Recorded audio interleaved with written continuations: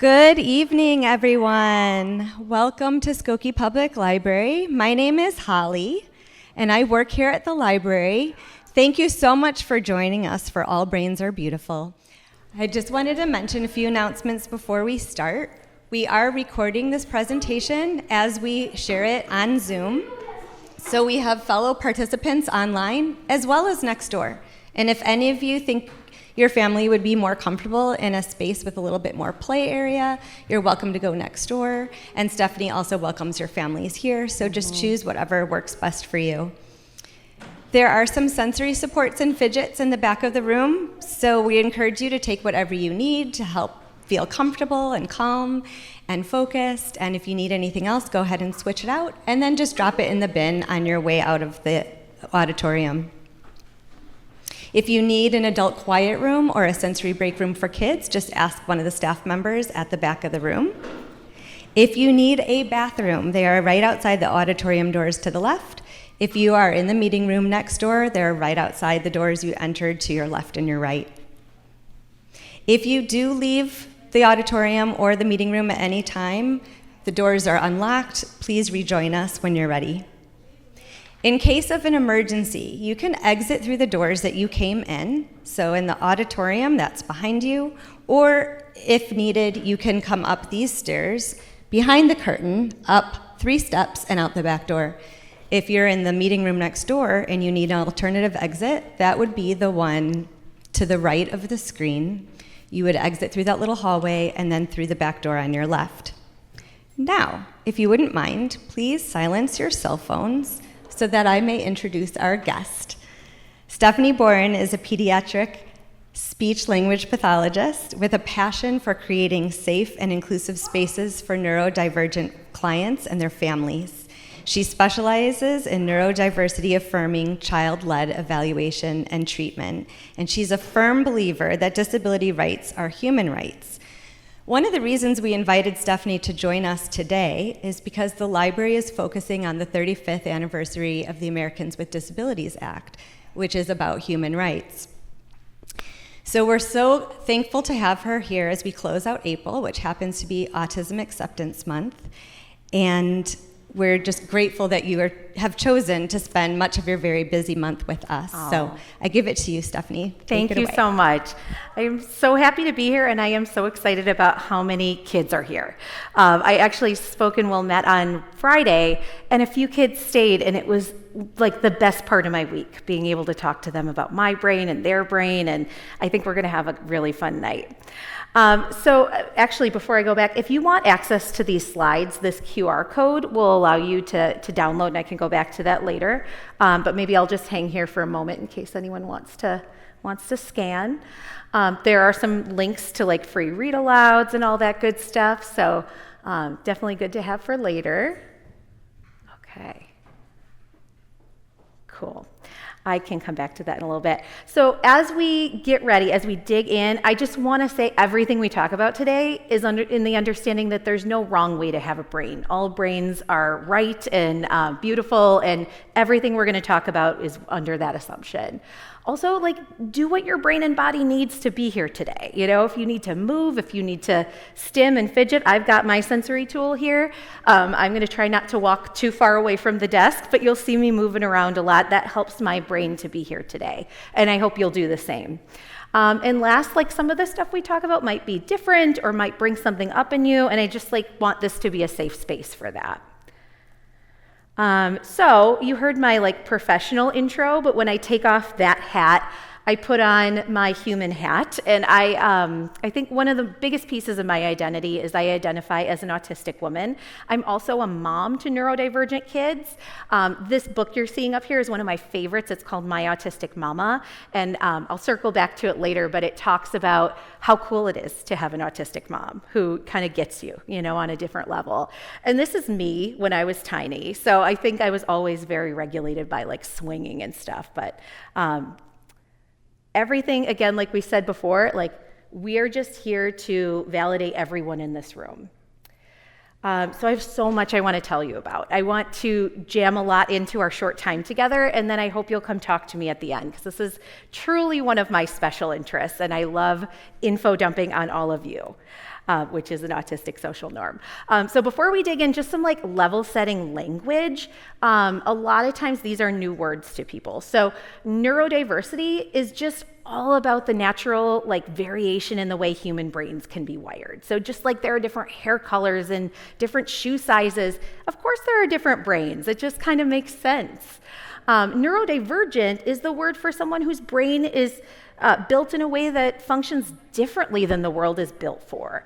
A lot of the things in our world are built for neurotypical brains, which are brains that are built the way the world is built for. And then neurodiverse refers to a group. So because I'm neurodivergent, if at least one of you identifies as neurotypical, this group is neurodiverse, okay? But look at this. A lot of times people say, is it just autism? Is it just ADHD? No, there's so many amazing types of brains. This isn't even all of them. But there's so many amazing types of brains that fall under that like umbrella of being neurodivergent. You'll even see things that you're not born with. You know, we're born with an autistic brain, but, you know, people have head injuries, people have trauma. There's a lot of stuff that, you know, you can become neurodivergent at some point in your life. I also want to just take a short moment to talk about like the words I'm choosing to use. So you'll hear me say autistic instead of person with autism.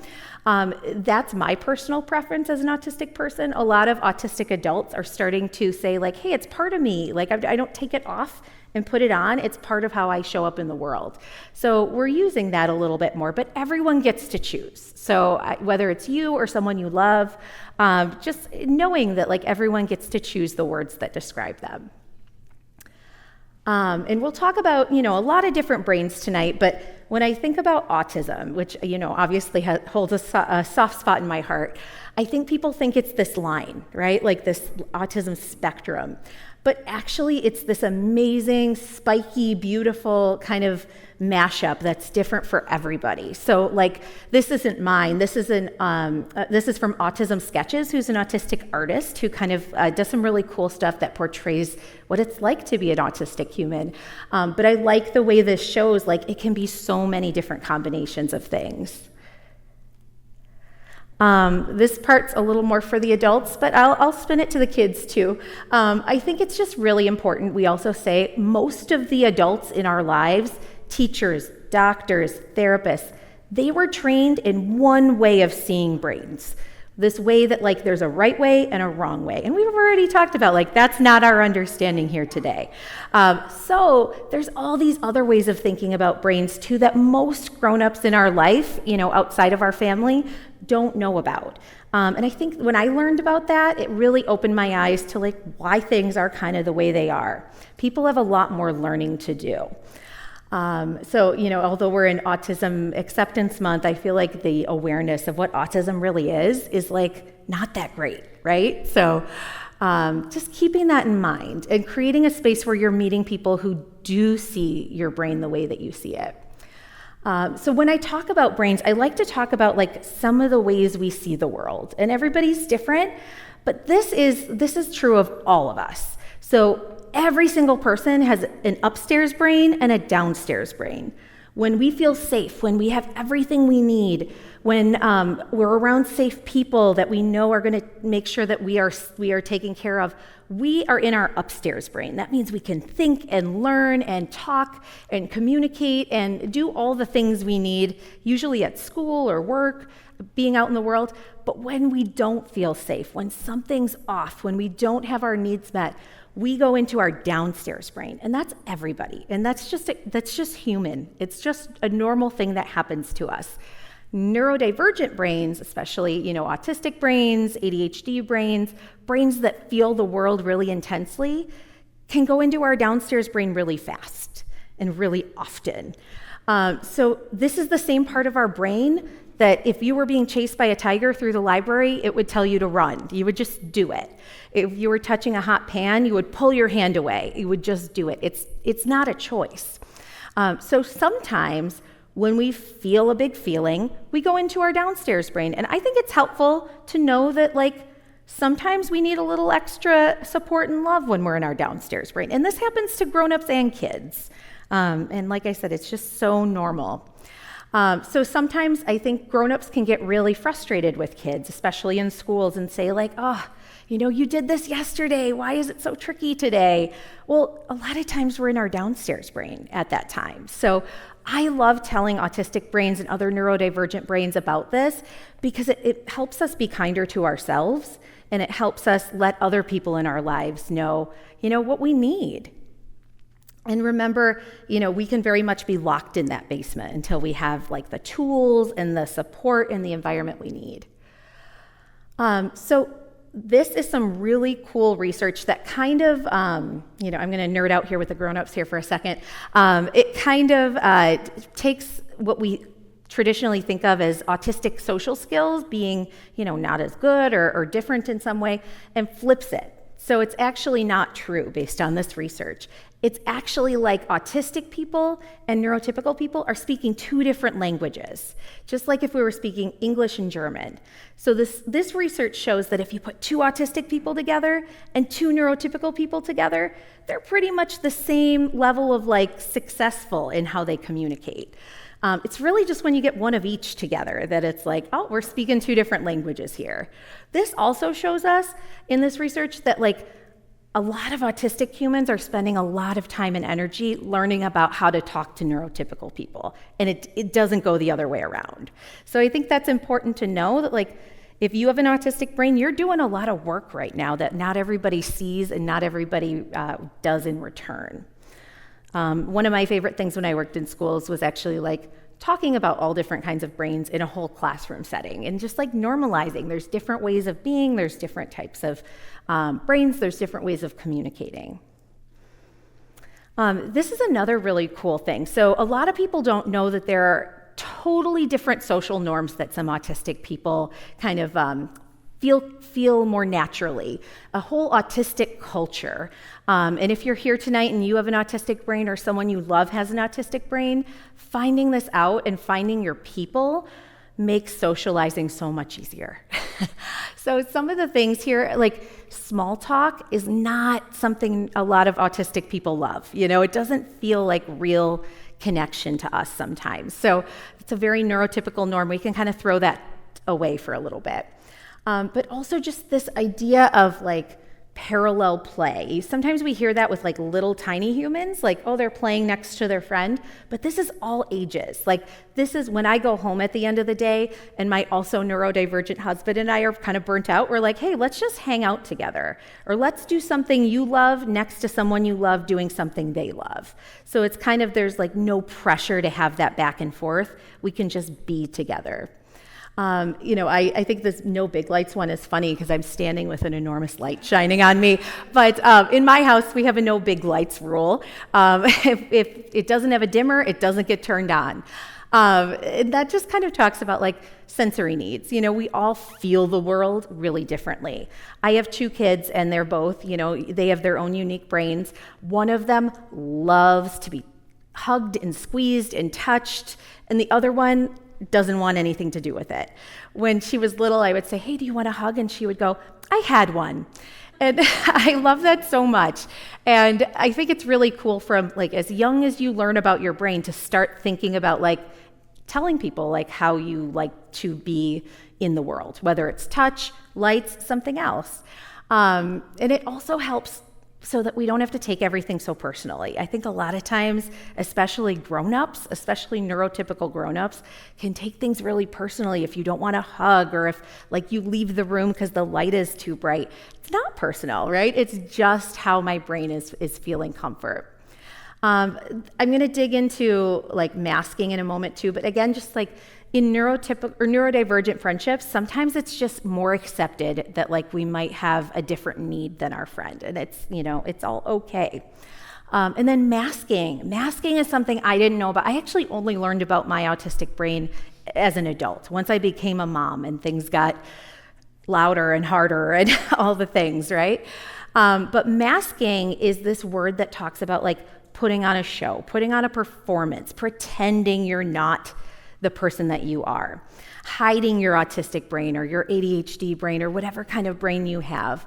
And it's exhausting. It's exhausting. Anyone who is coming here tonight with an autistic brain or an otherwise neurodivergent brain, when you go to school and they tell you you have to act a certain way or sit still and look right at someone when you're learning, that's exhausting. A lot of autistic brains actually learn better when we can look away, when we can move our bodies, things like that. So being in a friendship space where you can let that go and be more your real self is a pretty cool thing. This next thing is all about like our energy. So this kind of goes back to like sometimes people get real weird about like when we don't have the same ability to do something one day to the next. So this thing called spoon theory, everyone's like, why spoons? Don't get distracted. It was just developed in a college cafeteria. So this was someone with a disability who was trying to show their friend why some days are harder than others. And they laid out spoons in front of each of them. They said, okay, imagine these are our energy for the day. Maybe for you, getting out of bed takes 1 spoon. Okay, maybe getting all your stuff together and eating breakfast and getting out the door takes another spoon. Well, maybe for me, it takes 4 spoons just to get out of bed. And then, to like get dressed and like brush my teeth and do the thing. Brushing teeth is a sensory ick, by the way. Maybe it's another 2 spoons. Look, I'm almost out of spoons by the time I get to work or school or whatever it might be.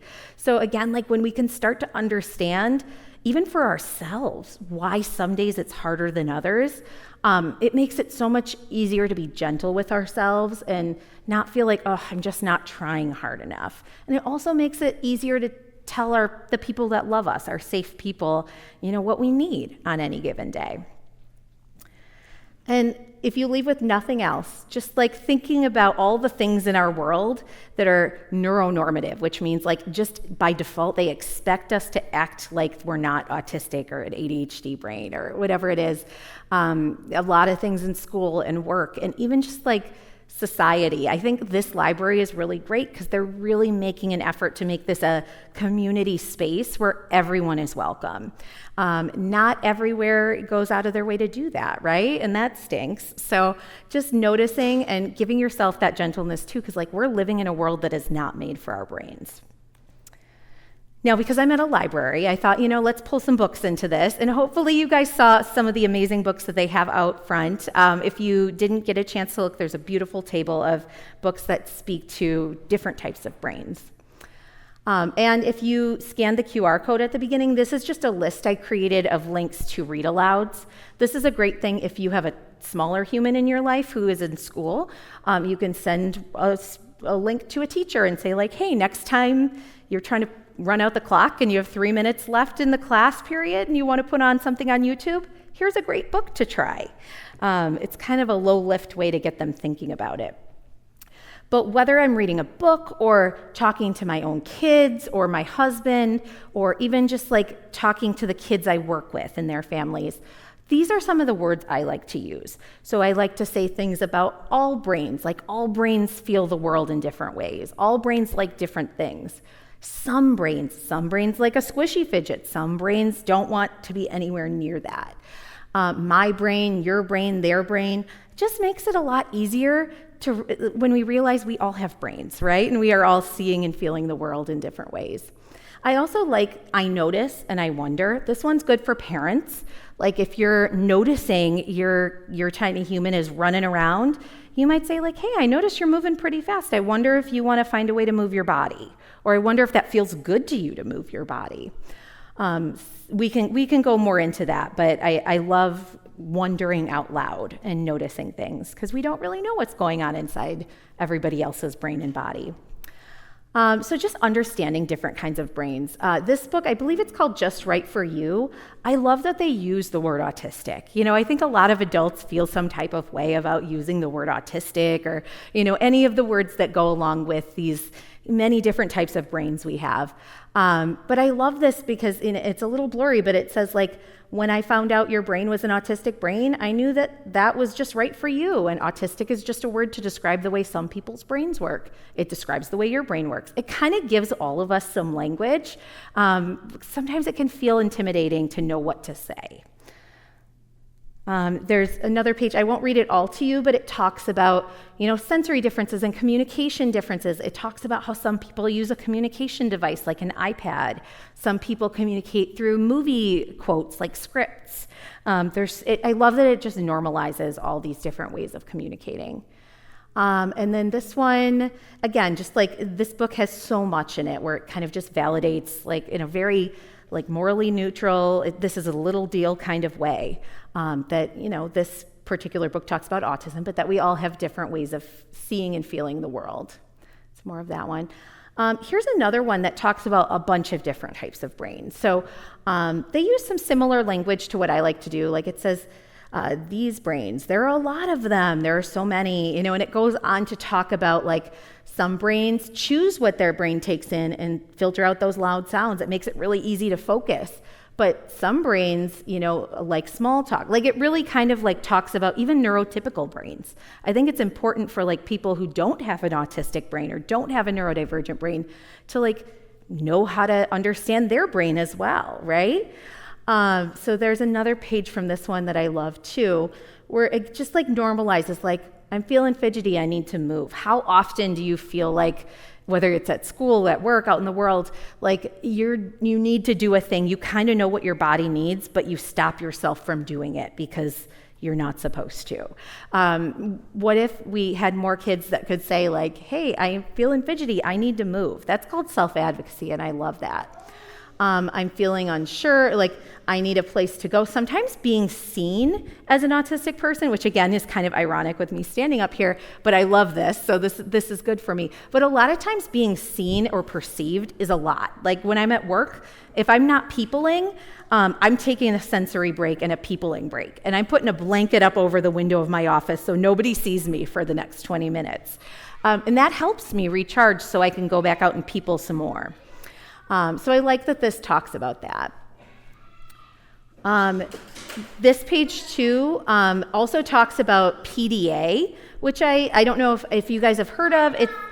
It stands for pathological demand avoidance or persistent drive for autonomy. It's kind of a newer profile that not a lot of even like helping professionals know about. But it's sort of like whenever you feel an expectation or a demand or like you've lost choice, your nervous system just goes into downstairs. They go into your downstairs brain almost instantly. And I have a soft spot in my heart for PDA kids, so if you want to chat more about that, we can. But I like that it mentions it. So this is a resource. We don't have to read all of it, but this is something I made for teachers. This one is to actually send out to families, though. So I think there's a lot here we can actually pull from. I love this quick tip of like noticing when your kid shines. And maybe you're neurodivergent too and you haven't learned about your brain. Maybe you're gonna notice like when you feel the most comfortable, when you feel the most like you. When is your kid, like when do they get that look in their eye where you're like, I know this is like your happy place or your happy situation. That could tell us a lot about what their brain likes. It's important not only to just learn what we don't like to try to help make spaces more accessible, but learn what feels good too, so we can fill ourselves up, we can stim, we can do whatever we need to do to live a full, happy life. I heard somebody say one time, if you're a zebra and you live with horses, but you don't know you're a zebra, it makes it really hard to like live a happy zebra life, until you know what zebras need and you can get the right zebra things and live your happy zebra life. So I love when they could be curious together and just sort of find out like, what do you need to be your like you, and we're gonna make that happen. Talking about things in a neutral way too, like it doesn't have to be like anything's better or worse. It's just like, we all like something different. We all need different things. And there's a lot here, but just like starting to model like, hey, some brains like surprises, some don't. I don't like surprises. Can you tell me what we're going to do next? I think if you've got multiple adults in the mix, parents, grandparents, even, a helpful teacher, you can model this among adults too, where you're talking about your own preferences and needs. Sensory. I feel like we could spend a whole hour on sensory. I think a lot of times people think of sensory just as like the 5 senses we learn in kindergarten, but there's actually so many more. There's 3 more that are really big. So I won't give you the big full names, but one of them is like our feeling of our body against gravity. And these, like the kids and the adults that love to swing, that love to push heavy things, a lot of times they're seeking that kind of sensory input. Actually the pushing is a different kind, but there is another kind that's kind of where our body is in space. And that's like the kids that like the big squeezes, that like to push on heavy things, that like lean right on you. And that feels so good. So understanding that those are sensory needs and that, we can embrace those is pretty cool. This is one of my favorite books. It's called My Brain is Magic. This one's very ADHD coded, but it doesn't specifically say that.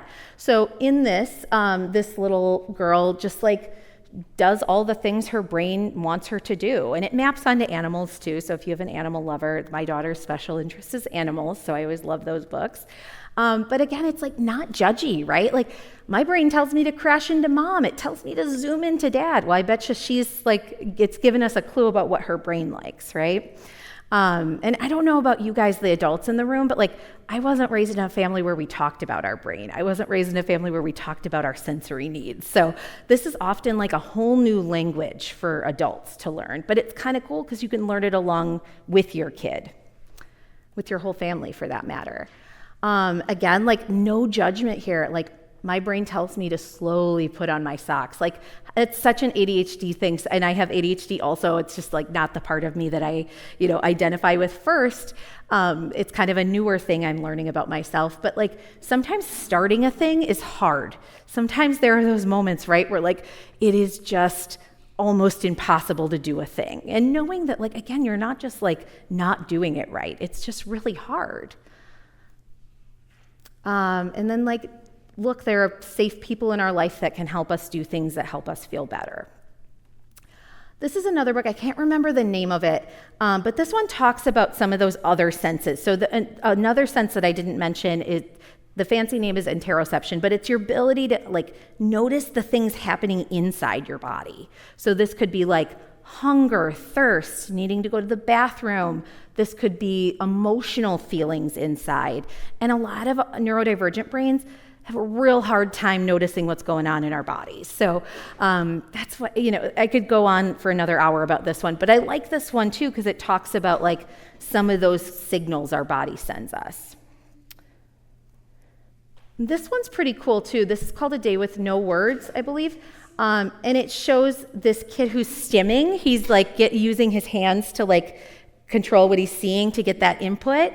And it also on a different page will show you him using a communication device like an iPad, which is pretty cool because you don't see that very much in a lot of books. So if we're thinking about like sensory differences, you might play around with like once you realize like for me, my brain picks up on background noise when I'm trying to focus. So I like to put on soft music to help me. I wonder if your brain likes that too. So many kids I work with actually have the most amazing speech sessions when they have a movie or a song playing in the background. And think about as adults, how many of us put in our earbuds and listen and do, whatever we're doing while we have something going in the background. There's so much that like kids don't have a lot of choices in life. And then adults, we have some, right? Not a ton, but like there are things like that we take for granted that like maybe we do that kids might need as well. So helping kind of bring some attention to that. You might say, like, if you go somewhere loud, like, oh, I noticed you covered your ears. I wonder what helps, like, we could get your headphones. Knowing where your headphones are in the house, having them on a hook and saying, like, anytime you need these, they're here. I actually hate the feeling of, like, the in-the-ear ones, but I like the over-the-ear ones, too. So also kind of considering, like, which sensory tools are best. Some people, if they touch this fidget, they would get real icked out. I call it a sensory ick. But for me, I love it. So I think just like getting curious, trying different types of tools. Your library has some to try, which is amazing.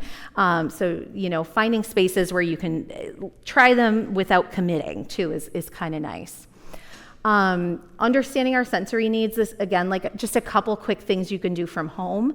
Noticing those patterns in yourself and in your kid. Does your kid jump everywhere? Maybe they like the way that feels. Do they spin? Maybe they like the way that feels.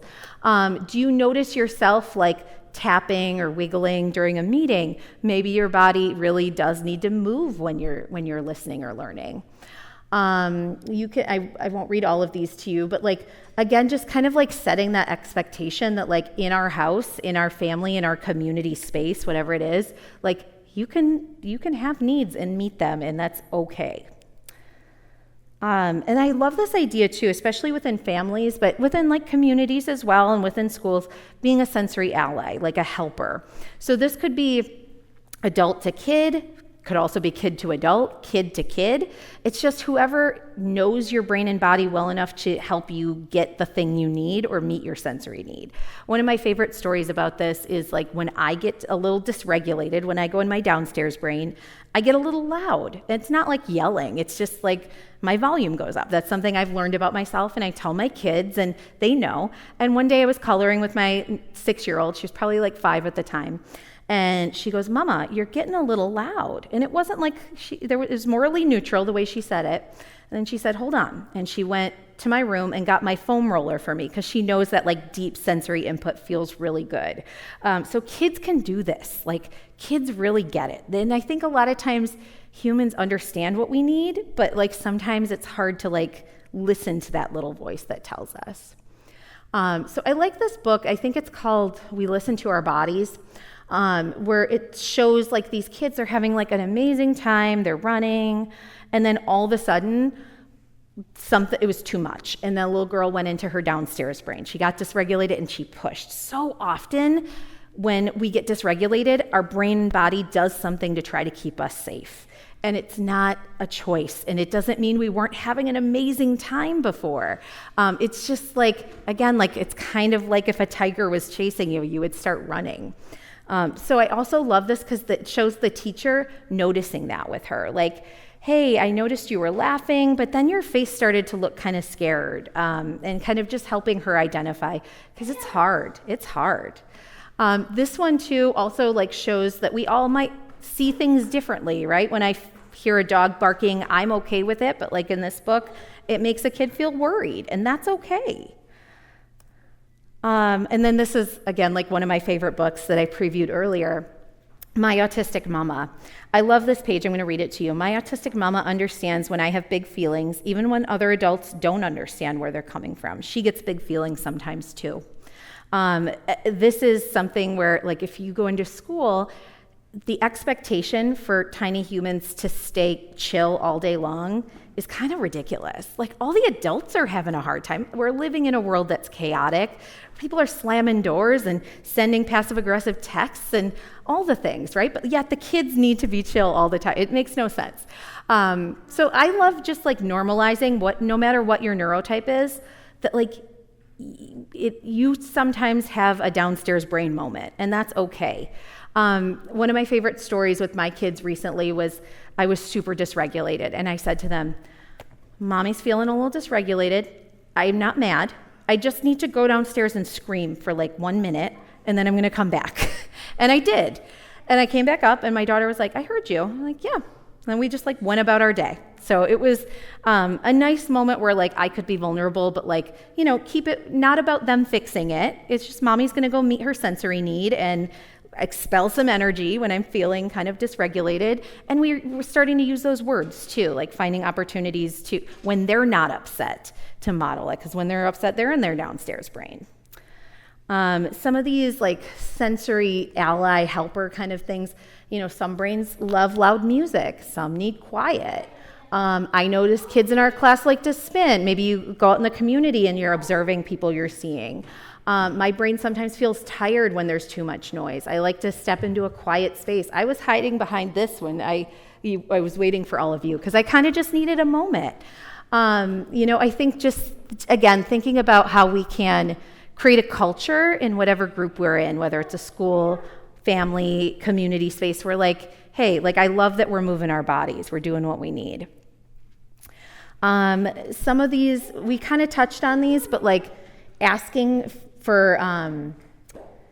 asking for help them check in before touching. Oh, for like consent. Like a lot of kids like get their bodies touched without being asked. And I think that, sometimes when we help, it's also okay to ask like, hey, can I help you? Or, I've got your headphones here if you need them. And encouraging kids to respect their own sensory needs.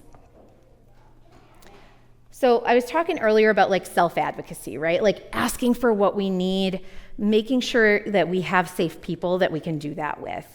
So I love this book. It's called Don't Hug Doug. I know this one's out on the table. It's one of my most favorites, again, because I have that little one who doesn't like hugs. But it just shows like it's not a big deal. This kid, Doug, just doesn't like hugs. It's not personal. You don't need to feel like offended by it. Again, so many times grown-ups get like really offended when we have a sensory preference. But again, like it shows asking for consent, which I think is always great, and the range. And also that sometimes, this is the page about like it's not personal, but sometimes our preferences are different. It's never like always this or never that. Like this page shows he likes like just right hugs from his mom at bedtime, but like otherwise, no thanks. Like it can be a little bit of both, multiple things can be true at once. So when we're thinking about like self-advocacy, again, just like modeling for yourself when your kid is in an okay place. I think that's hard because you're probably in your downstairs brain when that happens. Talking about like when you see someone listening to their body, saying like, hey, I noticed you were really listening to your body when you took a break or when you went and got one of your sensory tools or whatever it might be. Some of these are more teacher-centric. But wondering and giving them the words. We've talked about this with like if they're spinning, if they're jumping. I wonder if that feels really good to you. Just doesn't have to go much further than that. My brain is feeling tired. I'm gonna take a few deep breaths before I keep going. So like if you wanna, I'll go back to the beginning at some point and you can scan the QR code if you'd like access to some of these resources like the newsletters, the family kind of like quick tips and experiments, and the audiobooks as well. And then this is a resource hub I put together that has just like tons of stuff because I just like want all of you to have it. This is like something that matters so much to me. And this has good stuff you can share with teachers and other people in your life as well. And finally, like this is hard. This is like a big shift. This is not the way the world has taught us to think about our brains and bodies. Yet here we are, like choosing to try to see ourselves differently. So you're doing a really good job, all of you, adult, kid, all of you are doing an amazing job. And I hope that you'll stay curious. I hope you're leaving with more questions than answers and you have more things to like think about. And I hope that you'll stay in touch. My email is up here and I'm also on Instagram. It's my advocacy account at BeMeSpeech. Which has that QR code that'll allow you to access it. And I'll go back to the first slide in a few moments, but I want to just like open it up to you guys too if you have any thoughts or questions. Yeah, I think Holly's going to bring a mic. I am. I just want to make sure it's working. Here we go. Thank you, Stephanie, and thank you everyone who has thoughts and questions. Hi. Hi. I wondered if you have a view on how school districts that are doing it right are able to teach gen ed teachers and gen ed specials teachers and gen ed staff about relating to neurodivergent kids, because we have a massive problem in our district where they don't. We're teaching the teachers about it. Thank you for that question. And as a parent who has felt that frustration of like, I shouldn't have to be the one teaching you this. Like, can't I just wear the mom hat for a minute and like, how to do it? But they don't. And I have found very few districts that are like doing it right. I think there are districts that are more open to trying different things. And I think that everybody's kind of set up for failure in some ways with like one adult and 30 kids, forget it. Like, it's just unrealistic. And at the same time, we have to fix it because it's like not working and it's not okay for anyone, teacher or kid. So unfortunately, I don't have like a shining example to point you towards, but I do have some resources. I believe in the resource hub, this one, there's something I created called the Neurodiversity Affirming School Playbook or something like that, created a couple of years ago, with different resources you can fill out about your kid with your kid and give to the teacher. It includes things like, these are my sensory preferences. This is the things that feel good, and these are the things that don't. Here's what it looks like when I'm starting to get dysregulated. I think that behavior part is really hard, right? A lot of schools think kids having a hard time are giving them a hard time, right? Which is just not true. We're in our downstairs brain. So the more we can give them the information and make it easy, because teachers are so overworked and underpaid, but also make it easier for ourselves by finding tools, the easier it will be. But I also just acknowledge we are all carrying some amount of the trauma in school systems, and it's more on parents and kids than it is on teachers, but everybody's having a hard time. Thank you for that. Anyone else? Yeah. Yeah. What?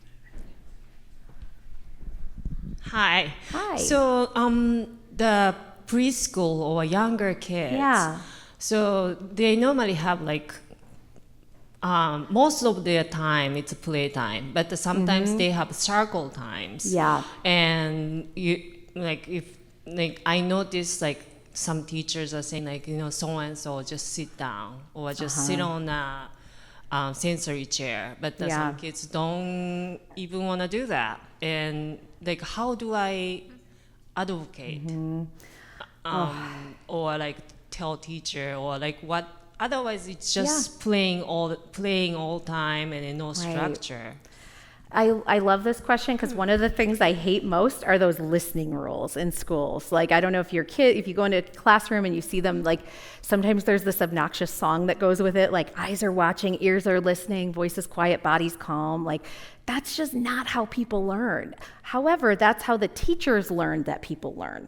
So I used to just get real frustrated about it. And then I realized, oh, you just don't know a different way. And some teachers will be more open than others, but sometimes sharing things oh, I learned something really cool recently that, some brains really learn better when they look away. What would it be like if we let him try that today? Or some brains really learn better when they move. And I wonder if he's actually paying more attention when he's moving and looking away than when he's sitting still, putting all that energy towards this expectation. So sometimes I found phrasing it as a little experiment can be received better than you're doing it wrong and you have to change everything you're doing, because they're so overwhelmed and they're in their downstairs brain half the time too, which I get. I've worked in schools. So that might be something to try, and also just understanding the system you're working within, that they have this little bit of training and they haven't learned all the other stuff yet. Yeah, thank you for that question. And did you have one too? I just mainly was just going to say I have a comment, kind of. Oh, yeah. Here, we'll give you the mic. Oh, yeah, sorry. I noticed a lot, though, with my children, they all present differently. Our whole family's neurodivergent, but we're learning so much more about it. But it's sometimes the fact that people don't believe you because my children look normal, or because they are high masking, or they can do pretty well, and that you're almost not believed. So it gets kind of lonely, in life when you're really advocating for your child, especially if you're not believed, by grandparents, some of the older generation that just think it's a behavior problem and not something so that was just my comment. Yeah, thank you for that. And I think there's so much reality to, when people expect autism or ADHD or whatever to look a certain way. It shows how much more learning people have to do. I also empower you to and you're probably already doing this on some level, but make your boundaries in your home, right? This is our space. This is how we do it. If you can respect that, come in. If not, we'll see you maybe another time at a different location, possibly. It's just hard when it's especially family members, right? But even in schools, there is that level of not feeling you're autistic enough or the right version, and that's just, it's messy. So I will say finding community, whether it's in spaces like this. A lot of the community I've built is online. Like there's a lot of humans I've never met that like I feel deep connection with, that I've met through like my advocacy Instagram. There are so many people that are doing this kind of work and that are like putting themselves out there, and finding them can make it feel a little bit less lonely, even when it's, you know, the people around you in the physical space aren't like on the same level. Yeah, thank you for your comment. I see you.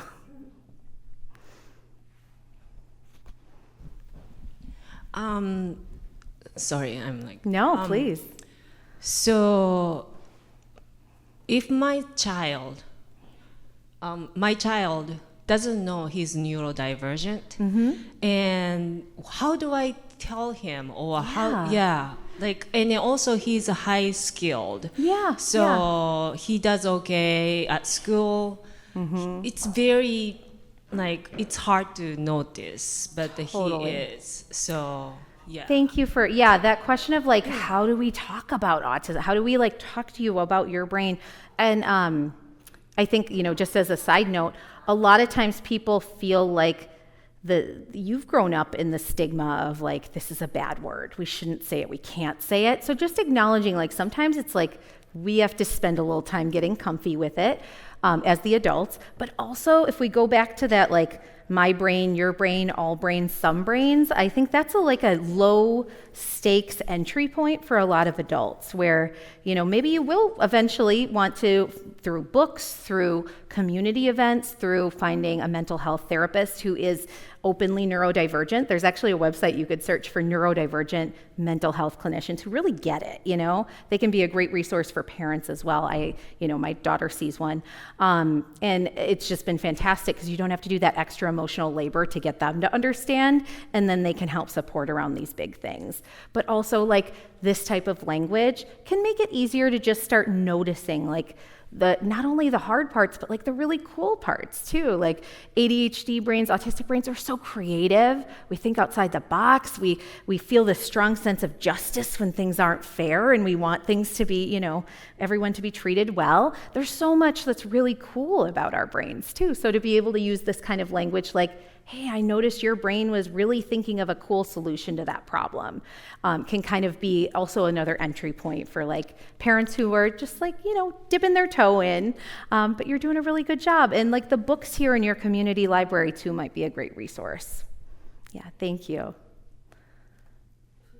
right, you guys have been such a great audience. I just love being here. Like, this fills me up, like info dumping about my special interest to all of you. So thank you all for having me.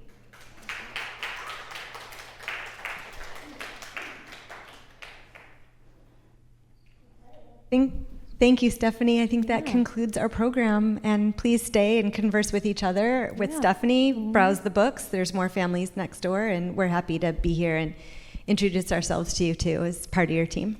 Thank you. All right. Thank you.